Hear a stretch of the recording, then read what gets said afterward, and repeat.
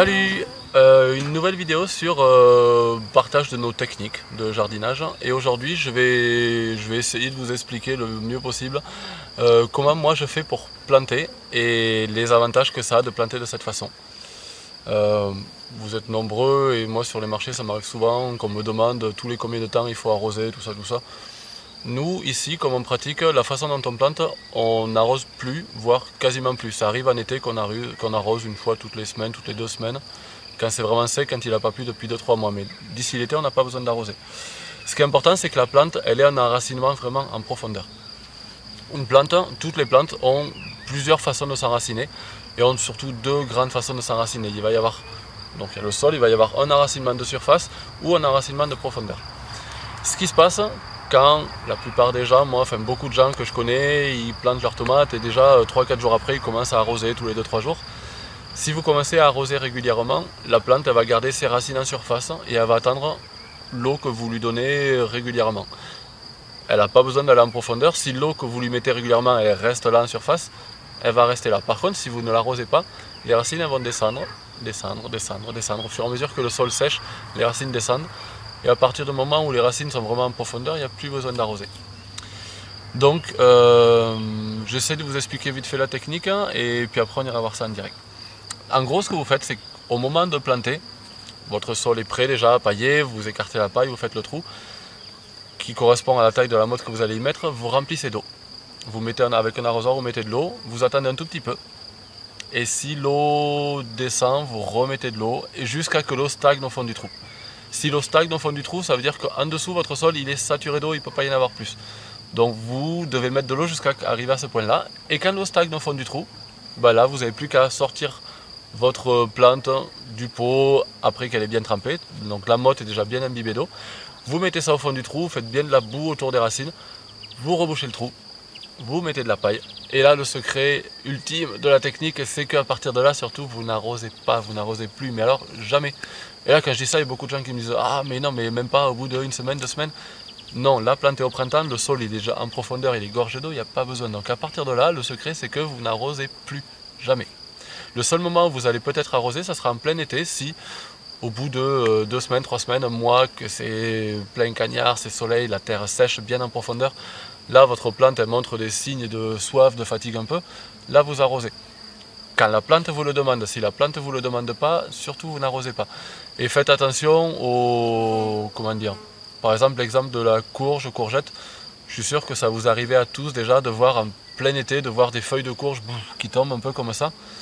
Ça ne veut pas forcément dire qu'elle a soif. Si vous voyez que pendant la journée les feuilles tombent, n'arrosez pas pendant la journée de toute façon, revenez le soir. Si le soir les feuilles se sont relevées, c'est ce qui arrive souvent à la fraîche, on dit le soir quand la fraîcheur est revenue, les feuilles se sont relevées. Pourquoi ça fait ça? C'est que la plante, quand elle voit qu'il fait trop chaud, que l'air est trop sec, elle se met en pause, elle se met off, elle se dit là j'arrête, je me mets en sous pression, les feuilles elles tombent, et elle attend que ça se rafraîchisse. Et le soir, quand la fraîcheur revient, les feuilles se relèvent. Si c'est comme ça, la plante elle n'a pas soif, surtout là vous n'y mettez pas d'eau. Par contre, si vous revenez le soir et que les feuilles sont là vraiment par terre, elle n'en peut plus, là vous arrosez. Et là quand vous arrosez, vous n'y mettez pas un petit arrosoir sur 4 mètres carrés. C'est chaque plante, vous lui mettez 10 litres, 20 litres d'eau. Un arrosoir ça fait 10 litres d'eau. Sur chaque pied de tomate, sur chaque pied de courge, vous y mettez 1-2 arrosoirs. Il va falloir rehumidifier le sol vraiment en profondeur. Et là normalement vous n'aurez pas besoin d'y revenir avant 2 semaines, 3 semaines. Donc si vous faites comme ça, ça vous permettra de pouvoir partir en vacances tranquille. Si vous voulez partir en vacances pendant 2 semaines, en plein été, vous mettez 20 litres d'eau sur chacune de vos plantes avant de partir, vous êtes sûr que là au moins pendant 2 semaines vos plantes elles sont tranquilles.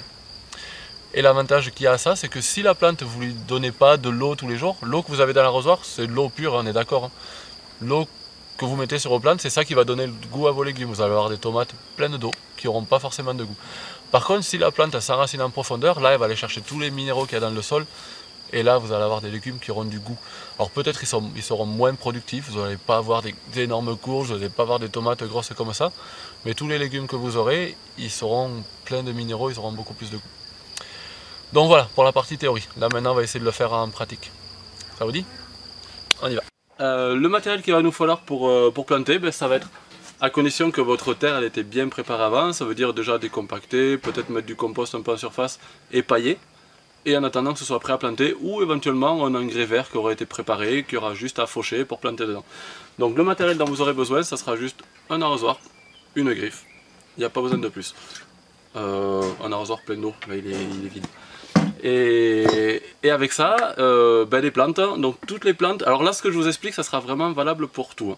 Donc que ce soit une salade ou un arbre, on pratique toujours de la même façon. Et donc les plantes on les fait bien tremper, et donc elles restent dans l'eau un petit moment jusqu'à ce que la motte soit vraiment pleine d'eau. Et ensuite elle est prête à aller en terre. On va au jardin? Allez. Alors là je vais vous montrer pour une tomate. Mais ça marche, comme je disais, pour n'importe quelle plante que ce soit, quelle que soit la taille qu'elle fasse. On va juste adapter la taille du trou à la taille de la motte. Donc, première étape, on écarte la paille. Écartez bien la paille pour que quand vous allez écarter la terre et la paille ne se mélangent pas. La paille, il faut qu'on puisse la remettre dessus après, donc on l'écarte un peu plus. Et là, on va faire avec la griffe un trou qui corresponde un peu à la taille du pot. Là pardon, je vais changer un peu. Cas particulier, c'est une tomate. Pour les tomates, on n'est pas obligé de la planter à la hauteur du collet ici. On peut la planter plus profond. Les tomates, de toute façon, elles ne vont pas arriver à ce niveau-là, elles vont arriver plus haut. Et au contraire, si elle est plus profonde, elle va faire des racines sur la tige. Donc pour la tomate, là, on peut enlever un peu les feuilles du bas. Et on va faire un trou un peu plus profond. Là. Donc du coup là on y a mis de l'eau, on en remet un peu. Donc l'eau descend petit à petit, là elle descend pas vite parce que le sol est déjà bien mouillé, on est au printemps, il a plu il n'y a pas longtemps, donc c'est pas la peine d'en mettre plus. Si vous voyez que l'eau descend, alors si elle part très vite c'est qu'il y a une galerie de rongeurs, donc on a juste à boucher la galerie pour que l'eau tienne. Et une fois que l'eau stagne, donc ça veut dire que là le sol est saturé en eau en dessous, on n'a plus qu'à mettre notre plante dedans, bien faire de la boue autour des racines, rabattre la terre au-dessus. Là on n'est pas obligé de trop tasser. La terre qui est ici, si elle est un peu sèche, c'est pas grave, c'est en dessous que ça doit être mouillé. Et une fois qu'on a fait comme ça, là on ramène la paille. Et voilà.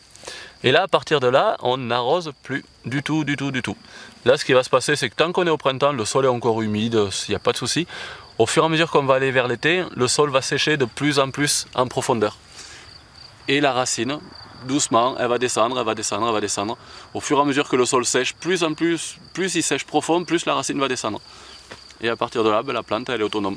Vous n'avez pas besoin d'en rajouter. Donc ça vous pouvez faire, donc on a vu avec les tomates, si vous plantez un arbre que la motte est grosse comme ça, vous faites un trou de la taille de la motte. Si vous plantez une petite salade, vous n'avez même pas à faire un trou, juste vous grattez un peu la terre pour qu'elle soit légère, vous mettez de l'eau, vous enfoncez la motte, et c'est tout. Et voilà, donc essayez ça chez vous. Mettez-nous des commentaires d'ici cet été si vous avez réussi à partir en vacances sans arroser vos plantes, si elles ont été autonomes. Et voilà, en tout cas nous chez nous c'est une technique qui marche bien. On a un jardin qui est assez grand et on fait ça parce que non seulement on n'a pas beaucoup d'eau, mais surtout vu la taille du jardin on n'a pas le temps d'aller tout arroser.